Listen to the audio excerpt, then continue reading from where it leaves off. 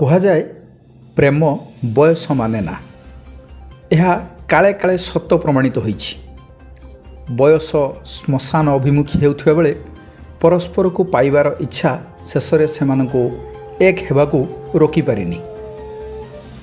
ବରକୁ 63 ଆଉ କନ୍ୟାକୁ 65 ହେଲାଣି।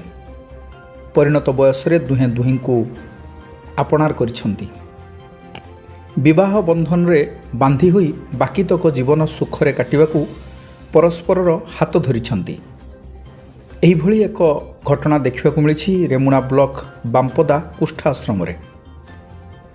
ଅଲ୍ସର ଆକ୍ରାନ୍ତ ଏବଂ ସ୍ୱାମୀଙ୍କୁ ହରାଇଥିବା ଔପଦା ଅଞ୍ଚଳର ପଦ୍ମାବତୀ ଦାସ ପ୍ରାୟ 10 ବର୍ଷ ହେବ ଆଶ୍ରମ ପରିସରରେ ଥିବା କୁଷ୍ଠ ଚିକିତ୍ସା କେନ୍ଦ୍ରର ମହିଳା ୱାର୍ଡରେ ରହୁଛନ୍ତି।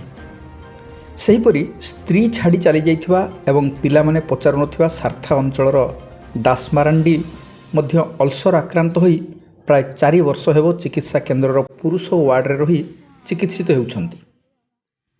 ଦୁଃଖ ସୁଖ ବଖାଣୁ ବଖାଣୁ ପରସ୍ପର କ୍ରମେ ନିକଟତର ହୋଇଥିଲେ ଏବଂ ଉଭୟ ବିବାହ ବନ୍ଧନରେ ବାନ୍ଧି ହୋଇ ସ୍ୱାମୀ ସ୍ତ୍ରୀ ଭାବେ ରହିବାକୁ ଇଚ୍ଛା କରି ପ୍ରାୟ ମାସେ ହେବ ମନ କଥା ସେମାନଙ୍କୁ ସେବା ଯୋଗାଇଥିବା ଡାକ୍ତରଖାନାର କର୍ମଚାରୀଙ୍କୁ କହିଥିଲେ।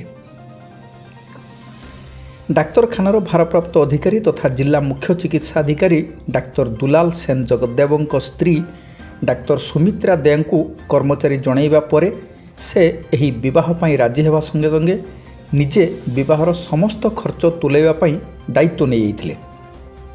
ଶୁକ୍ରବାର ଆଶ୍ରମ ପରିସରରେ ଥିବା ଜଗନ୍ନାଥଙ୍କ ମନ୍ଦିରରେ ବିବାହ ଉତ୍ସବ ଆୟୋଜନ କରାଯାଇଥିଲା।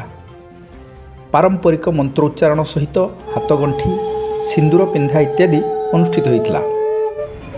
କନ୍ୟା ପକ୍ଷର କର୍ତ୍ତା ଭାବେ ଦୁର୍ଗାମଣି ଉପାଧ୍ୟାୟ ଏବଂ ବର ପକ୍ଷରୁ ଗେହ୍ଲାମଣି ମାରାଣ୍ଡି ଓ ଅନ୍ୟ କର୍ମଚାରୀ କର୍ତ୍ତା ହୋଇଥିଲେ।